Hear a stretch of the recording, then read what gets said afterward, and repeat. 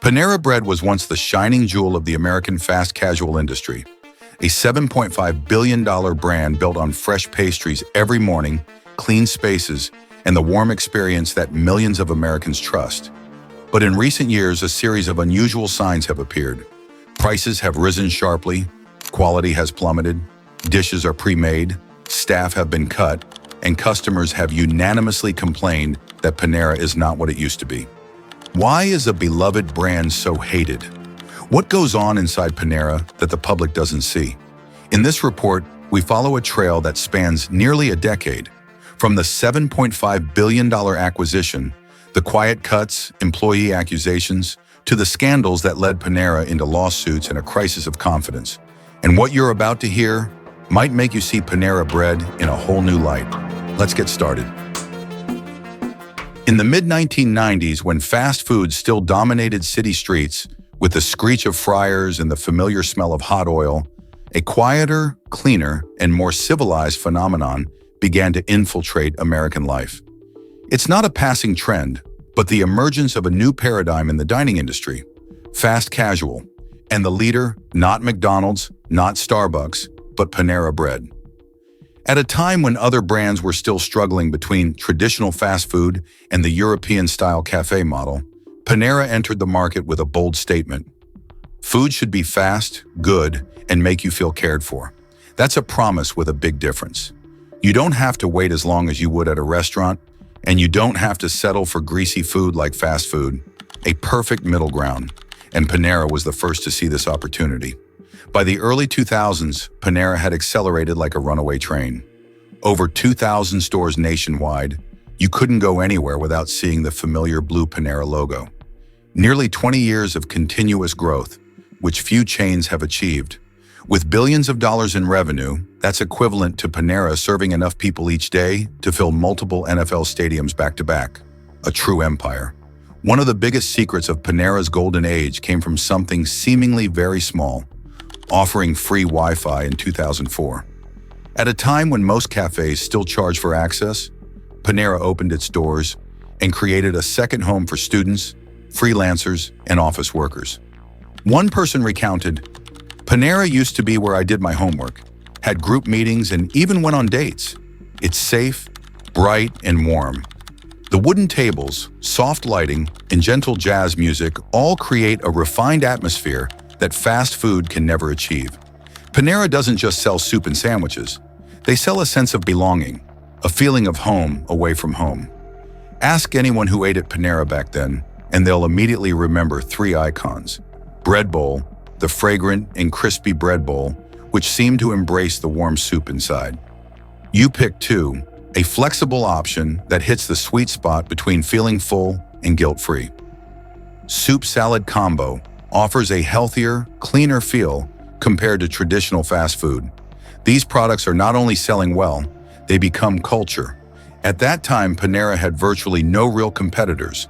They lead trends, dominate customer experience, and expand at an incredible rate. But it was precisely at the highest peak that a silent question emerged. Could a model based on quality, atmosphere, and experience survive as the pressure expanded ever greater? This is the connecting point that leads us to the next part. What caused an empire as beautiful as a painting to spiral into decline after just one strategic decision? Let's move on to the next part. The day Panera sold its soul. If Panera's golden age resembled a sunny autumn morning, warm, pleasant, and full of promise, then 2017 was the moment the sky began to change color.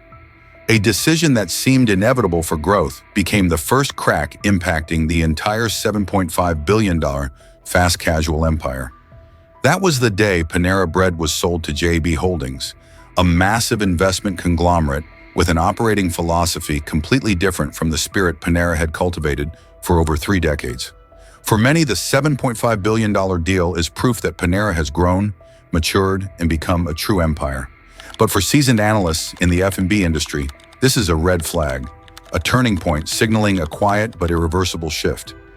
Before 2017, Panera was led by a long-term thinking founder, someone who prioritized customer experience, brand warmth, and the original quality of the food above all financial goals. But private equity is different. Their goal isn't 10 to 20 years from now. They look ahead 3 to 5 years, sometimes just one budget cycle. They're not building a brand, they're optimizing assets.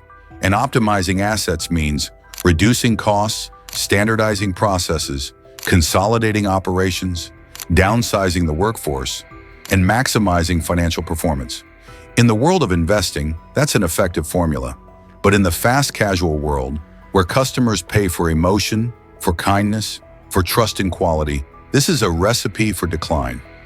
Now I want to ask, in your opinion, can a brand that relies on experience and trust survive when every decision revolves around cost optimization? The sale to JAB didn't immediately cause Panera to collapse. Like a sourdough loaf gently cracking from within, the changes happen very subtly, very skillfully. The number of fresh bread production groups is gradually decreasing. Many steps that were done by hand are gradually transitioning to industrial processes. The store department was asked to optimize costs quarterly.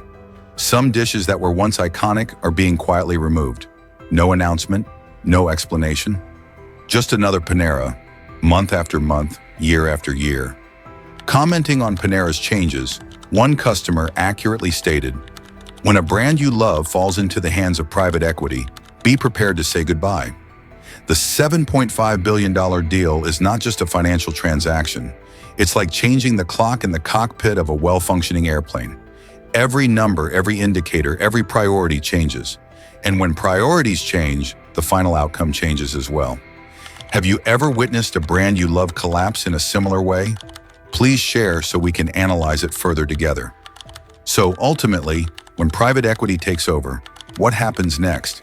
How did those decisions on paper turn into bag soup, wilted salads, and empty stores? That's exactly what we'll unpack in the next part. If the $7.5 billion deal was the moment Panera changed hands, the years that followed were a period when the brand gradually changed its nature. The quiet, disciplined, calculated changes, like sharp knives slicing into the soul that made Panera successful. And the scariest part? Customers don't recognize it immediately. Panera was once famous for its freshness, from the smell of warm bread in the morning to steaming pots of soup at lunchtime. But after private equity took over, the daily fresh model was replaced by a formula of maximum cost savings. The result? The soup was transferred to a freezer bag and heated in a hot water bath. Bread, the soul of the brand, made from frozen dough, with no on-site bakers anymore. A former employee described, "There's nothing really fresh here anymore." If you've ever eaten Panera in its prime, you can imagine the differences like going from freshly baked bread to bread that's been sitting overnight in the fridge. It's hard to accept, but Panera continues. Because each stage of industrialization saves an additional amount in the financial statements. When costs are tight, portion size is the first target to be refined. The customer ordered and received a sandwich the size of a palm, a salad with a few sprigs of greens, and soup hastily poured into a wide bowl, but with a shallow bottom. The internet is flooded with comments. $20 for a sandwich? No one can accept it. How can you still be hungry after spending $40 for 2 people? These numbers are so easy to visualize that you can compare them. Imagine a restaurant that seats people but serves portions like airplane meals, a formula that causes customer trust to plummet to its lowest level. A once clean and warm fast casual empire has become a place where customers complain about sticky tables, dirty drink machines, unkempt restrooms, long wait times, and severe staffing shortages. The service team was reduced to the point where they themselves called it a skeleton crew. They are overloaded, exhausted, and no longer able to provide the same experience as before. Do you think a service-based brand can survive when everything in the store is so scaled back? Many customers are not leaving Panera because of the declining quality. They left for a very human reason. The things they loved disappeared. Warm bowls, gone. Classic soups, gone. Many kinds of cakes disappeared quietly. One comment is very true. Panera has removed itself from our list of choices. When a brand can't hold on to the items that once made it addictive, it means its identity is cracking. Hidden behind the counter, the bakery team, once the heart of Panera, keeping the ovens burning, was massively cut. Many employees say they were told, Clock out and take a walk. They met, but it wasn't timed. This isn't just an internal matter. It's the root cause of service decline, quality decline, morale decline, and everything visible to customers also declining. All these cuts create a domino effect, from bagged soup, smaller portions, weakened service, angry customers, declining revenue, more cuts. But the crisis reached its peak with even more serious events, scandals that caused Panera to lose all public trust. That's what we'll be discussing together in the next part. If the operational cuts were the silent cracks within Panera, the public scandals were the big bang that caused Panera's image to collapse before the public's eyes. These are events that even the most loyal customers have to admit. Panera is no longer Panera, and it's truly remarkable. Each scandal is not just an isolated incident, but a sign of a system deteriorating from within. First, let's talk about charged lemonade. When a glass of water becomes the talk of the entire United States, this is the largest, most hotly debated case, and also the scandal that has caused Panera to face its deepest crisis of trust. Charged lemonade is advertised as a natural, refreshing, and easy-to-drink energy drink. But in reality, each large cup contains far more caffeine than Red Bull and Monster combined, equivalent to the level only reached by exceptionally strong beverages.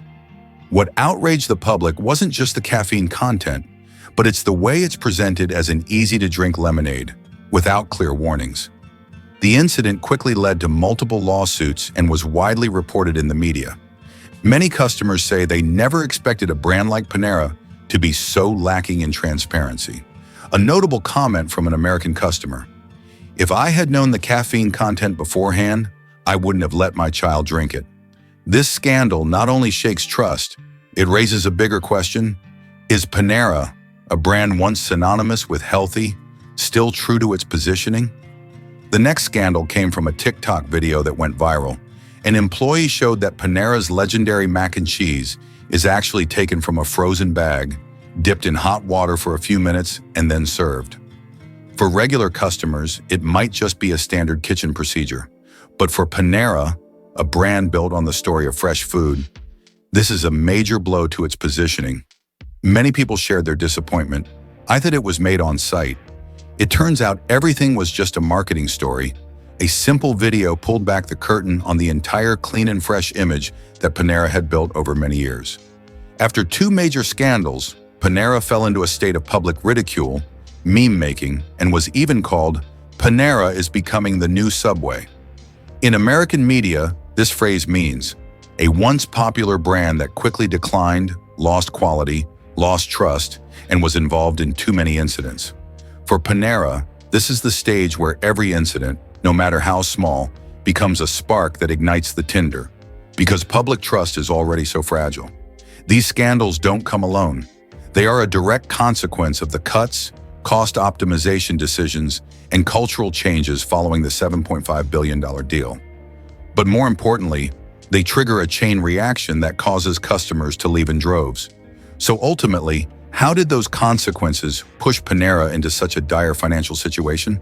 What happens when a fast casual empire loses trust, its most valuable asset?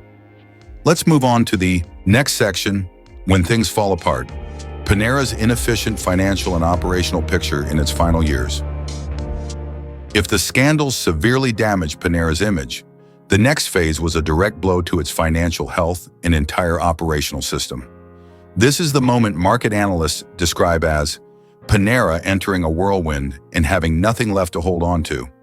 Revenue decreased by 5%, the first decline after nearly 20 years of continuous growth. A figure of 5% might sound small, but in the large-scale F&B industry, it's a blow as strong as a high-speed train suddenly reversing. This is the first time since the 2000s that Panera has not grown. From a brand that used to open a store every 5 days, Panera is now seeing its customer base plummet. Analysts describe, Panera is no longer stagnant, but is losing altitude. What makes customers leave so quickly? That's the question that's forcing the F&B industry to reevaluate the entire fast casual model. The franchise collapses. A $50 million debt tolls the death knell. When a branch closes, it could be a location issue. But when a franchise with over 15 stores goes bankrupt and owes over $50 million, the problem lies within the system. These are no longer just a few weaknesses. This is a sign of an operational model that is no longer working. Franchises face rising operating costs, escalating raw material prices, a sharp decline in customers, and the need for new investments to revamp their image. Yet their revenue is insufficient to cover their capital. Many franchise owners admit, "We don't recognize Panera anymore." And so are the guests. Not stopping there, stores closed en masse, the once vibrant gaps on the map. When you look at the Panera distribution map over the past 10 years, you'll see a clear picture. The golden dots that once covered the map like stars are now gradually thinning out. There was no grand announcement. There is no specific explanation.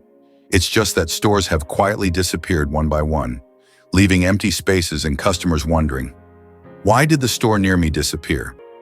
A fast casual brand thrives on convenience, and as physical touchpoints disappear, the brand also fades into obscurity. Net Promoter Score is one of the most important metrics for measuring customer loyalty, and Panera fell to 12, the lowest in the entire fast casual industry. To make it easier to visualize, Chipotle is positive, Sweetgreen is positive. Some new brands even saw a significant increase. What about Panera? Customers not only didn't recommend Panera, they also warned others to stay away. A customer survey showed that the most frequently repeated phrase was, "Panera is no longer worth it." These numbers are not random. This is the direct consequence of misguided cuts, trust-shattering scandals, and an operating mechanism stretched to the breaking point. And at this lowest point, we face the biggest question: can Panera turn things around? Here's a prime example of how a major brand can lose itself. To answer, we must delve into the question, why did Panera collapse and what future remains? When looking at the decline of Panera Bread, many people immediately think of competition, inflation, a saturated market, or high-profile scandals. But when all the pieces of the investigation are put together, a clearer picture emerges. Panera didn't lose because of its competitors. They lost because of their own decisions. The first thing that was lost wasn't revenue, but it's about identity. Panera once built a fast casual empire based on 3 pillars: fresh bread, a warm experience, and transparency. But after the $7.5 billion deal, those 3 values were replaced by a single goal: maximizing profits as quickly as possible. When experience, quality, and trust are seen as costs, a brand begins to sink deeper into a one-way path. In management economics, there's an enduring principle from Charlie Munger. Tell me what their motivation is, and I'll tell you the final outcome. With the founding team, the motivation is to build a long-term legacy. With private equity, the driving force is a 3-5-year profit cycle. 2 opposing forces create 2 completely different Panera worlds. First world, warm space, fresh pastries every day, loyal customers. The second world, bagged soup, tired staff, eroded trust. When a brand loses customer trust, no matter how sophisticated or extensive the business model, it becomes meaningless. Consumers are leaving not because of high prices, but because they feel they are no longer respected. And the sobering lesson here isn't just for Panera, but for every business operating in experience-based industries. If you compromise core values for short-term speed and profit, you are borrowing from the future to pay for the present, and that loan always has to be repaid. So the big question is, does Panera still have a chance to regain the trust it has lost? So will this be a classic case study of a major brand losing itself? Panera Bread was once a symbol of warmth, fresh morning bread, and a civilized, fast casual lifestyle. But the journey from a $7.5 billion star to a case study in brand decline happened faster than anyone imagined. And finally, the Panera story leaves a clear reminder: no empire is invincible when it loses customer trust. Now, I'd like to hear your perspective. Do you think Panera still has a chance to come back? Here's a prime example of how a brand can lose its soul. Leave a comment. If you enjoy investigative journalism like this, don't forget to subscribe to the channel, turn on notifications so you don't miss out on in-depth, surprising, and hidden business stories. This video is based on a compilation of public information, media reports, investigative documents, and user-shared content. All content is analytical and is not intended to make legal accusations or assertions against any individual or organization. Thank you for watching. See you in the next files.